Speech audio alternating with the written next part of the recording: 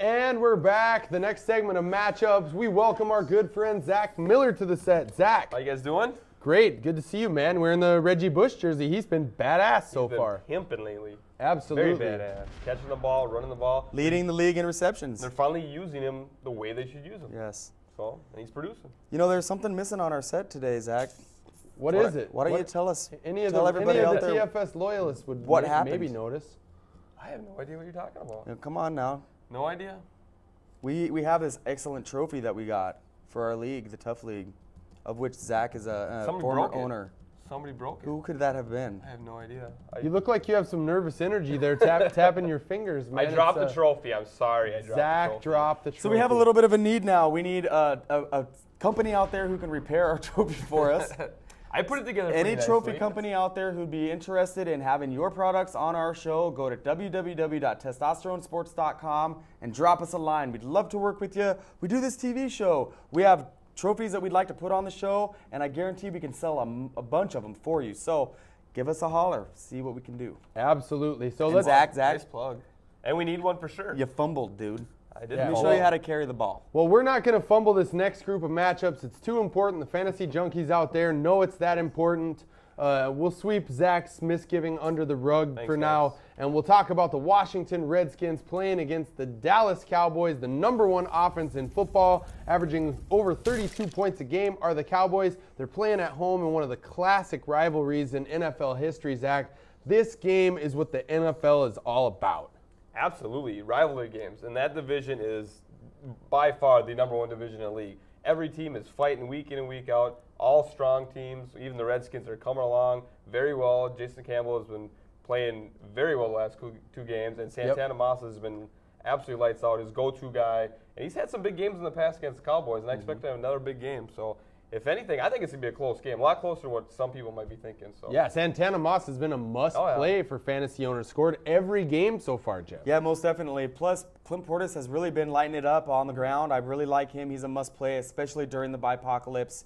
Dallas has been hot since the season started. That's going to continue. Their tight end, Jason Witten, is third in the league in receptions, and Tony Romo will continue to use him as his safety outlet. Marion Barber is probably producing on the ground better than any other back in the league right now. Absolutely. I'll tell you that if we did a draft for this week alone, he would be my #1 pick. I think he's going to light it up again, and you have to start T.O. every single week. Every week. Yeah, T.O. was a little bit down last week, and I think we're seeing the maturation of Owens here because he was definitely not as prevalent in the game plan as he has been so far over the course of the season, and certainly for what he expects to get in Dallas. But he wasn't bitching, he wasn't complaining. Well, he was playing hard, and he was. I mean, on the interception, he came back and made the tackle 50 yards downfield after getting laid out in the carpet. So, and he got his against the Eagles. So as long as he can get his against the Eagles, I think he'll be okay the following week.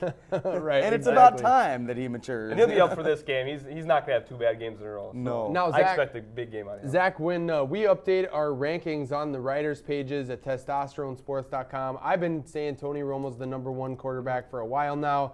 I looked at your rankings the other day, and you've come along, man. You got Tony Romo #1 too. Well, kind of by default, because some other guy from New England is no longer around. But yeah, I mean, you kind of have to. He's got more weapons. I mean, just as many weapons as any other quarterback out there. And he just has the certain moxie where and not only that, he says all the right things and he does all the right things. And I mean, he's got weapons, and now he's got Marion Barber, one of the best running backs in the game. And his offensive line, what can you say? You watch the guy, he stands in the pocket for 3, 4, 5 seconds all day to throw. So. Yeah, this game's going to be the game they show in the afternoon on Sunday. You just need to grab your favorite beverage, a big bowl of Cheetos or whatever you like to eat. Get your popcorn. Yeah, exactly. Kick back, relax, enjoy this game. Start all the guys here. It'll be a great game. San Diego at Oakland. The Chargers had a tumultuous week last week with the LaDainian Tomlinson foot grizzle. His toe is right. It's not right. What's going to happen? LT owners were definitely scared going into that Monday Nighter. Jeff's wearing the jersey down here. I know you're breathing a sigh of relief as an LT owner. He scored twice in that game on Monday and he night. showed heart, which is something that I've been kind of questioning about that kid, for a little bit now. So I think he just needs a couple nice shots of cortisone in that toe, and he'll be good to go against a team in the Raiders that he loves to torch every time he faces them. So I do think that you got to keep him in your lineup here. It's LT. Let's not forget that. He's a threat to do everything that you need him to in your matchup to win. So keep him in your lineup, and he's going to be good. But to me, with the Chargers, it's all about the passing game.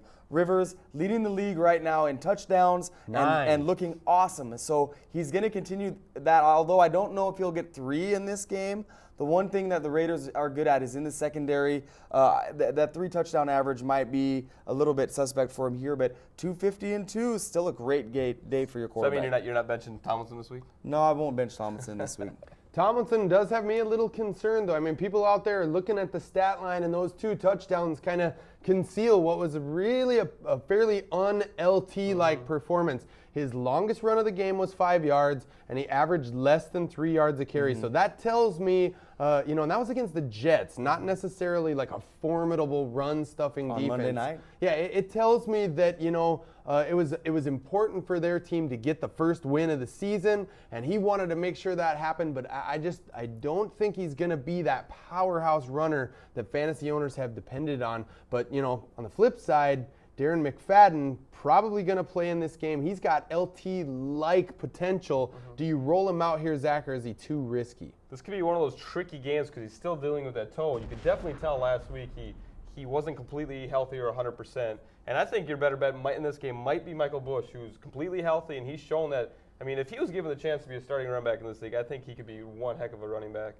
He's got power, he's got speed for his size, and he's a 3-down back. He's also got pretty soft hands for a big guy. So with the way McFadden's toe is and the way he played last week, being a little bit dinged up, Michael Bush might be the better running back of the 2. And Fargas has already been ruled out for this game. Right. I like to refer to Michael Bush as the next Michael Turner because I think he'll be languishing on this team, lower on the depth chart. A couple years from now, he gets his walking papers. He could be exploding in the league.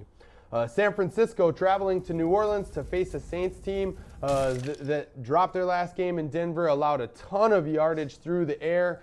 I'm starting to see the emergence of this Mike Martz passing game. Last week, J.T. O'Sullivan got another win for the squad, threw a pair of touchdowns. Jeff, this game looks like it has all the makings of a high-flying shootout to me. Yeah, it's going to be interesting for me to see who the Saints throw the ball to now. After losing Marcus Colston early in the year, now they find out Jeremy Shockey has a sports hernia, which is really debilitating for a football player during the middle of the season.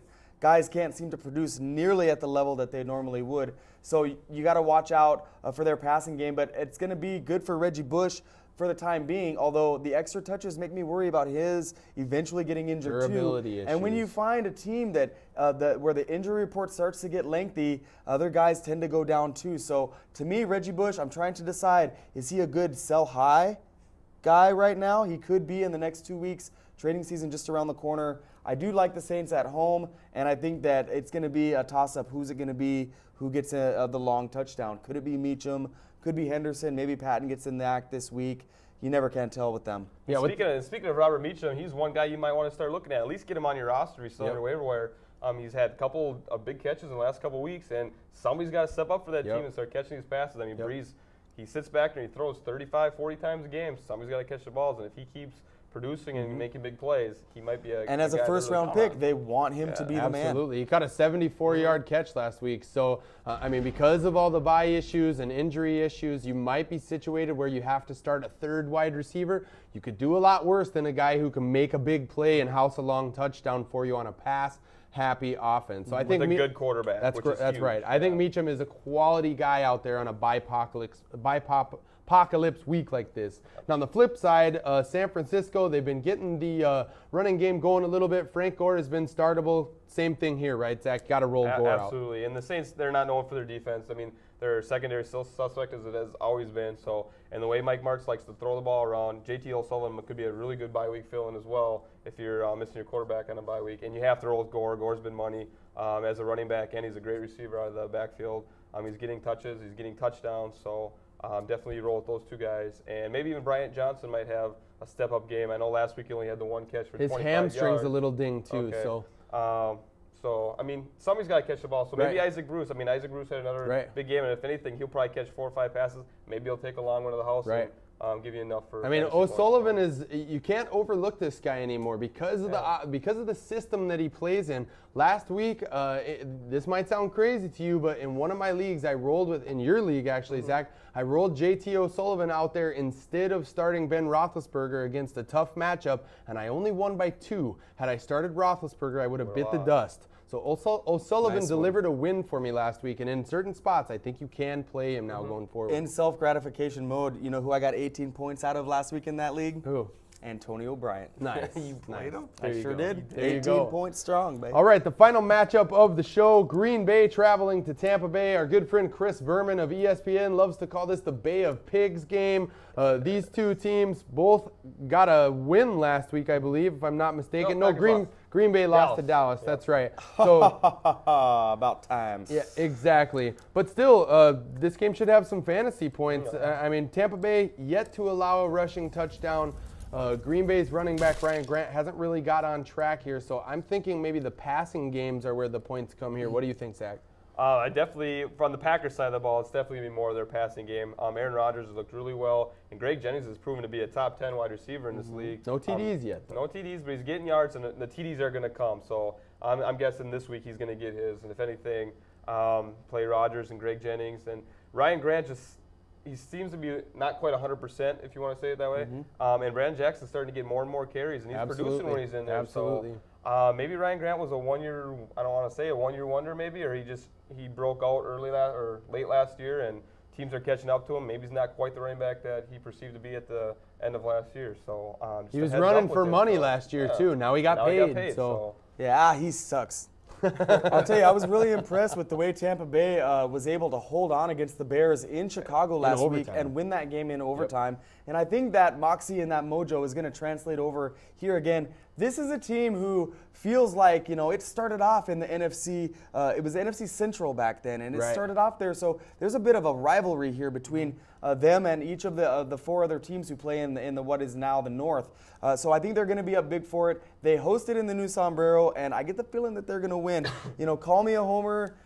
Because back in the day, I used to love the Buccaneers. I really am a big John Gruden fan. But, because I hate the Packers so much, I'm going to say go Tampa Bay and go Buccaneers. They're going to roll it up here once again. It's going to be interesting for me to watch Ernest Graham. He's a guy who has had a couple big games so far, but in those games, it was really like the product of one big play late in those games. He just doesn't seem like he's getting the opportunity to really succeed here, and the Packers have a good defense. So, I mean, granted, if you've got some other guys on bye, you're probably forced to have to play Ernest Graham here. It's a tough spot to be in, though, because for whatever reason, Gruden just isn't giving him the touches and the love that he should be giving him. Ernest Graham is a producer. I just wish Gruden would give him the ball. I mean, he's only getting like 8 or 10 touches a game. A guy can't produce like that. It's because he's too busy giving Greasy 67 pass attempts per game. So. Right, exactly. Why not give it to your guy in the backfield? So let me take just a brief minute here to invite you on to the website after the show, testosteronesports.com. Myself, Zach, Jeff, as well as our good friend Yeasty, we're usually on there as soon as the show gets done doing this thing we call the Fat Chat, where we want to help you with all of your matchup-related questions. Jump on there, talk to us about bye-week fill-ins, talk to us about your matchups. We just, we hang out. We like to get to know you. It's been that way since the beginning, Jeff. Yeah, we really want to take the approach of making our website fully interactive. And so in order to keep in touch with everybody who likes to watch the show, we do the Fat Chat each and every Saturday after the show airs. And then throughout the course of the week, I like to go in there and just hang out, with my computer on and the chat room open. And so if you stop by throughout the course of the week and you see the icon on, jump in, say hello, let's have a little chat. I think it's a good way to network and interact with other fantasy football aficionados out there. And also on the site at testosteronesports.com, we don't have enough time to break down all of the matchups in this show, so there's a web-only matchup segment on there where the 4 or 5 games that we don't hit on each week in this format are displayed on the website, testosteronesports.com. If you have not went to the site, you owe it to yourself to try it. There's a free pick'em challenge on there. We invite you to pick the games every week against us. There's blogs, there's rankings, everything you'd come to expect from a top-notch fantasy site. And one of the coolest things about it is if you've got a Sprint phone or a phone that has the internet, it's formatted specifically to make it easy to get updated information on your phone. Go to the site, check it out today, testosteronesports.com. We'll be back right after this to wrap up the Week 4 show. What's up, fantasy football junkies? It's Jesse. You checking us out behind the scenes on the set of Testosterone Fantasy Sports, the #1 fantasy football show for prognostication in the Twin Cities area on cable access. You want to make sure you check out our website as well while you're here looking at the show. Go online, testosteronesports.com. There's so much stuff on there for you content-wise. You want to see the rankings, you want to see the writers' pages, but above all, you want to see this video content that we put out there updated on a weekly basis. So if you missed the show, check it out online at testosteronesports.com. Hey everybody, we'd really like to thank all of our supporters. We here at Testosterone Sports put a lot of effort into the production that we do on a weekly basis. Go on there, specifically come onto the Fat Chat. You get a chance to interact with all of us, with other people around the Twin Cities. We just love fantasy football, and it's something that we do on a regular basis, so check it out. Join with us to win in your league. It's something we love, and we just appreciate everything that you guys do to join in to be the 4th member of Testosterone. Can't get enough of the yeast or all these guys. You have rants and raves you want to read. Check out our writers pages on the website, testosteronesports.com. I go off on a weekly basis. Jeff brags about how good his team is in our league. Jesse has some crazy stuff on there. There's a guy named Will who drops some things I can't talk about on television. Check out our writers pages, testosteronesports.com, for a little more of the yeast.